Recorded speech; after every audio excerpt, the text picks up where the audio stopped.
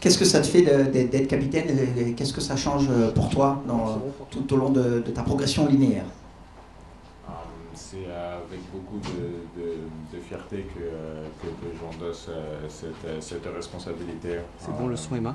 On a eu une discussion avec le coach et ensuite il m'a fait part de cette décision-là. Donc je suis heureux, content. Forcément, pardon, comme j'ai dit, c'est une fierté. Donc très heureux. Summing up the question, what does it mean to you and what does it change that you are now the captain? It is a great responsibility, I'm really proud of it and I'm very happy after discussing this with our head coach. Bonsoir Aurélien.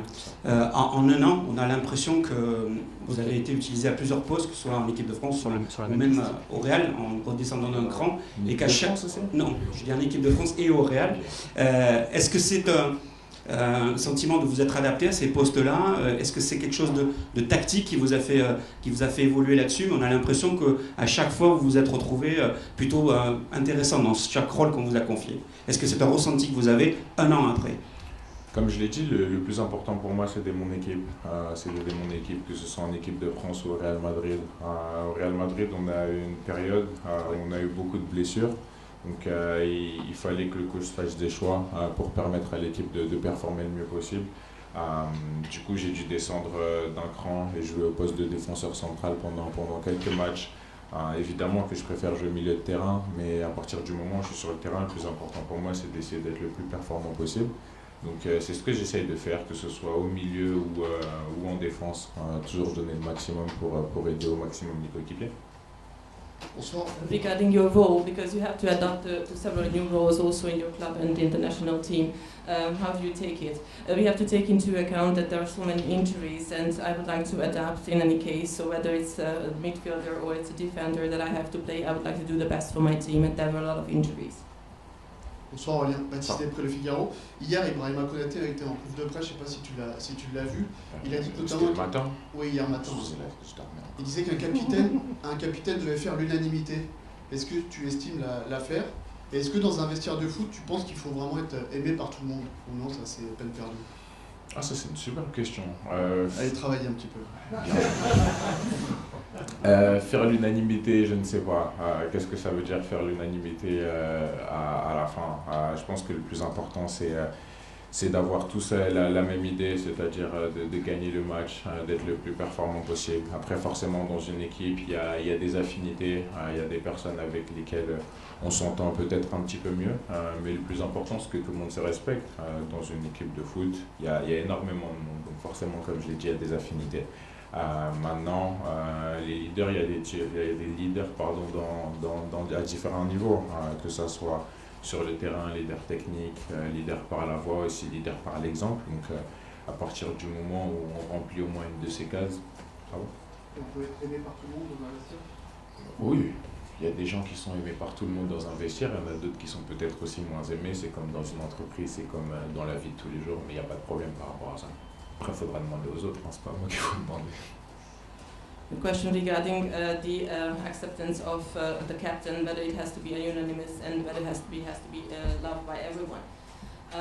What do I do with the unanimity? There are, of course, the ideas that we have to follow and we have to take care of our performance. And there are people that we have more predilection for and others that we don't. But we have to respect each other, and it's just like in a company. And we have to serve as a role model in the role of a captain. Bonsoir Aurélien, Xavier Montferrand de Radio France.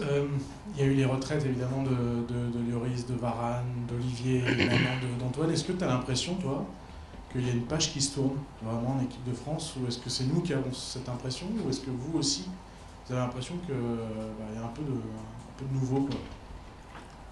Une page qui se tourne, je ne sais pas. C'est sûr qu'il y a une génération qui arrête au fil du temps, une génération dorée qui a énormément fait pour l'équipe de France. Maintenant, il y a aussi une nouvelle génération qui est en train d'émerger. C'est la nôtre. Il va falloir aussi qu'on prenne de plus en plus de responsabilités sur le terrain, qu'on gagne, qu'on essaye de gagner des titres et qu'on essaye aussi d'écrire notre histoire à notre tour. Do you have the impression that with the retirement of all the players, there is a page turning in the history of the national team? I don't know if we have to speak about this, but there's certainly a generation that is stopping now and withdrawing more. But of course we have to also concentrate on the new generation that is emerging, and we have to write our history these days, and we have to concentrate on winning just like we always do. Good evening, Orléans. What are the challenges of playing an opponent which I would imagine you don't know the players that well, they don't compete at the levels that you compete in your everyday club? Is it difficult to play an unknown opponent? I think for us as a player, the most important thing is also about us. It's not about the opponent. We just have to play at our best level. And then, of course, every time we will face great opponents because we are playing professional level. So for sure, we are going to play against a great Israel team. But at the end of the day, I feel like we have to focus on ourselves with our strength and make sure that everybody is ready to perform the best level.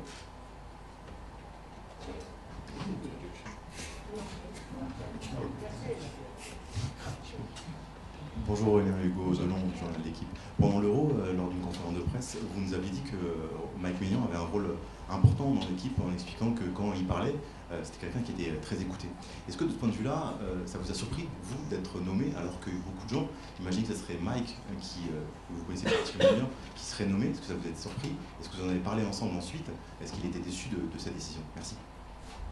Non, pour commencer, Mike, il est pas du tout déçu parce que, comme je l'ai dit, cette histoire de capitaine en interne, ça a moins été un gros sujet que ça a pu être le cas dans les différents médias ou quoi que ce soit. Donc, nous, en tant qu'équipe, on a toujours essayé de rester très calme par rapport à ça. Évidemment que le coach a eu des discussions avec différents joueurs pour savoir quelle était la décision qu'il voulait prendre lui. Mais non, Mike, il n'est pas déçu. Et après, aussi, il faut savoir, c'est que ça reste quand même temporaire. On sait très bien qui est le capitaine de notre sélection.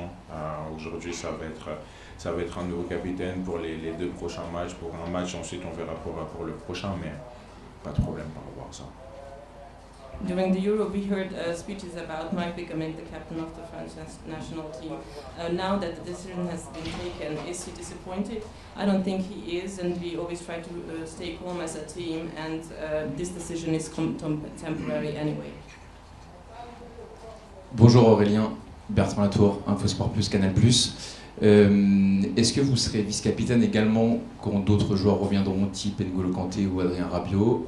Et deuxième autre question, est-ce que votre employeur, le Real Madrid, vous met la pression pour que vous ne veniez pas en équipe de France ou en sélection pour les joueurs étrangers, puisque ça semble être un sujet quand même dans ce club-là? Merci. Pour la première question, je pense qu'il y a le coach qui va venir après, donc ça sera à lui de lui poser, parce que très honnêtement, je ne sais pas du tout. Pour la deuxième question, une certaine forme de pression de notre club, non, c'est pas le cas. En tout cas, pour ma part, ça n'a pas été le cas. J'ai eu des discussions avec Ferland, avec Kylian, avec tous les gars de notre équipe, ça n'a jamais été le cas. Il y a une chose qui est vraie, c'est qu'il y a des pépins physiques. Ça a été le cas pour moi lors de la dernière sélection. C'est le cas pour Kylian, c'est le cas pour Ferland. Après, ça, c'est tout le monde qui l'interprète comme il le veut, mais moi, en tout cas, ce que je peux dire, c'est qu'il n'y a pas de forme de pression vis-à-vis du club. Kanté and Rabiot, would they actually come into question in this role? I don't really know about. The head coach is coming after me, so you have to ask him this question. Do you feel any pressure from your club, from Real Madrid, when you come to the national team? I don't really feel that pressure, and we have discussed with the team as well. Of course, there are physical reasons behind the players not coming, just in the case of Kylian, for example, but that's all. Bonjour Aurélien, Joven Castelli, la chaîne Équipe. Par rapport à la retraite d'Antoine Griezmann, Ibou Konaté hier nous a dit qu'il a été surpris. Comment tu as vécu cette annonce-là et en quoi il va vous manquer? Merci. Surpris, je pense qu'on a tous été surpris par l'annonce. Moi, personnellement, je ne m'y attendais pas. Je pense qu'il y a pas mal de personnes qui ne s'y attendaient pas. Après, pour avoir discuté avec lui, s'il a fait la décision, c'est qu'il estimait que c'était la meilleure décision pour lui, pour sa famille. Donc à partir du moment où Antoine est heureux, connaissant le personnage, c'est le plus important pour nous. En tout cas, je pense qu'il faut tout simplement le remercier. Monument de la France, du football français. Tout ce qu'il a apporté fait partie des meilleurs. Après, sur le terrain, évidemment que sa touche technique, ce leader technique-là qu'il était, va nous manquer. Mais j'espère et j'ai l'intime conviction qu'avec les joueurs qu'on a dans notre équipe, on va réussir à combler ce vide-là. Many people were surprised about Griezmann's departure, and how about you? Everyone was surprised indeed, and we didn't really expect his departure. But I think the way he explained, we are very happy about the way he's planning to continue with his life, and we can only say thank him because he was very important for the team. He will be missed, but we will try to fill in his place. Aurélien, en jour 2005, le Parisien. Quelle est selon vous la définition d'un bon capitaine? Et quel capitaine avez-vous envie d'être? Merci.